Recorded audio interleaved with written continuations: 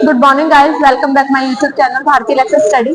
आज हम देखेंगे एएमआई और सीएमआई के बारे में। एएमआई क्या होता है? आपके एंटीबॉडी मीडिएटेड इम्यूनिटी। इम्यूनिटी मैं आपको पढ़ा रही थी कि इम्यूनिटी क्या होती है। आपके इम्यूनिटी होती है आपके रोगों से लड़ने की क्षमता जो प्राप्त करवाता है आपकी बॉडी, उसे बोलते हैं आप इम्यूनिटी।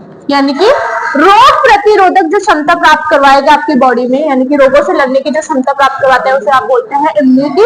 और आपके जो ये सिस्टम काम करता है उसे बोलते हैं इम्यूनिटी सिस्टम कहते हैं। यानी कि रोग प्रतिरोधक क्षमता प्राप्त कराने के लिए जो तंत्र पाया जाता है या रोगों से लड़ने के लिए आपकी बॉडी क्या करती है, वर्क करती है, उसे आप बोलते हैं इम्यूनिटी सिस्टम कहते हैं। अब ये इम्यूनिटी सिस्टम मैंने आपको बताया था कितने प्रकार की होती है। आपकी दो प्रकार की होती है। कौन कौन सी? एक होती है आपकी इनेट और एक होती है आपकी एक्वायर्ड। जो आपकी इनेट इम्यूनिटी होती है आपकी, वो कैसी होती है? आपकी इनबॉर्न होती है। इनबॉर्न यानी कि ये जन्मजात ही आपकी क्या होती है, पाई जाती है। यानी कि जन्म से ही स्टार्ट हो जाएगी इसमें इम्यूनिटी। और आप जैसे आपकी वैक्सीन वगैरह हो गई, ठीक है, तो ये जो वैक्सीन वगैरह लगती है आपके जन्म के जस्ट पश्चात लगती है, तो आपके इम्यूनिटी यानी कि उनसे रोगों से लड़ने की क्षमता आपकी बॉडी में क्या हो जाती है, प्राप्त हो जाती है। और रोगों से लड़ने के लिए वो बिल्कुल सफल रहता है। और आपके आता है दूसरा वाला एक्वायर्ड इम्यूनिटी। एक्वायर्ड इम्यूनिटी क्या बोलता है? आपके उपार्जित, यानी कि जन्म के बाद वाली जो आपकी इम्यूनिटी होती है वो जन्म के बाद आपके इसमें प्राप्त की जाती है। अब देखिए इसमें भी आपके क्या बताया है कि ये भी आपकी दो प्रकार की होती है। एक होती है एक्टिव और एक होती है पैसिव। ये भी आपके दो प्रकार की होती है, एक्टिव और पैसिव। इनके बारे में मैंने आपको पहले क्लास में बता चुकी हूँ। अब आपके आगे देखेंगे कि एएमआई और सीएमआई क्या होते हैं। एएमआई का मतलब क्या होता है? आपके फुल फॉर्म देखें इसकी, तो एंटीबॉडी इम्यूनिटी या mediated immunity.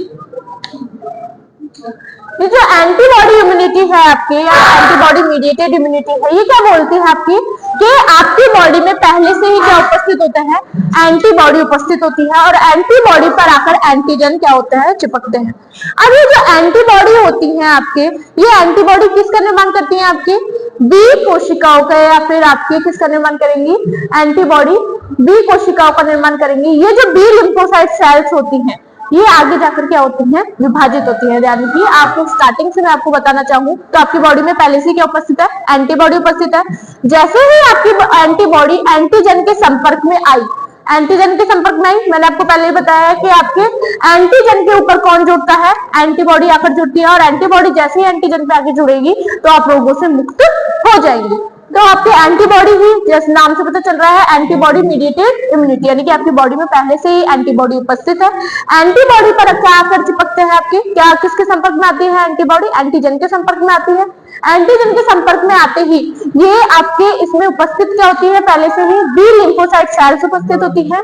B lymphocyte cells antibody antigen के संपर्क में आते ही विभाजित हो जाएंगे, यानी टूटने लग जाएंगे। जैसे ही ये टूटेंगे आपके, तो प्लाज्मा, बड़ी प्लाज्मा कोशिकाओं का समूह क्या कर लेती है, बना लेती है।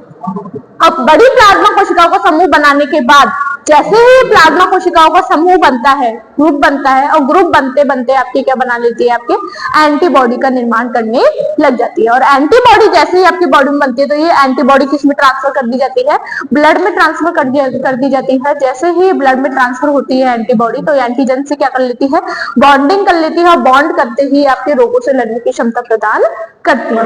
अब इसी प्रकार से आपके सेल मीडिएटेड इम्यूनिटी आती है, यानी कि सीएमआई। सीएमआई में क्या होती है, जैसे आपकी एंटीबॉडी, जैसे एएमआई में क्या होती है कि एंटीबॉडी आपकी बनाई हुई होती है ऑलरेडी से। लेकिन सीएमआई में क्या होता है, जैसे इसका उल्टा होता है। सी यानी कि सेल, एम यानी मीडिएटेड और आई यानी इम्यूनिटी। तो सेल में क्या नहीं, ये सेल क्या नहीं करती है, आपके एंटीबॉडी का निर्माण नहीं करती है। ये क्या करेगी, आपकी कौन सी सेल आएगी इसमें एंटीबॉडी का निर्माण करने के लिए?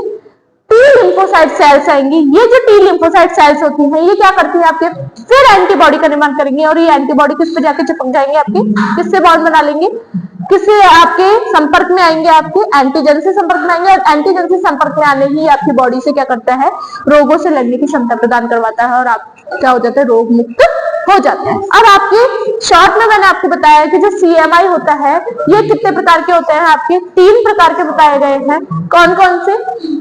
एक तो बताया है इसने एंटी माइक्रोबियल सीएमआई, दूसरा बताया है इसने एंटी वायरल सीएमआई, और तीसरा बताया इसने एंटी टिश्यू सीएमआई।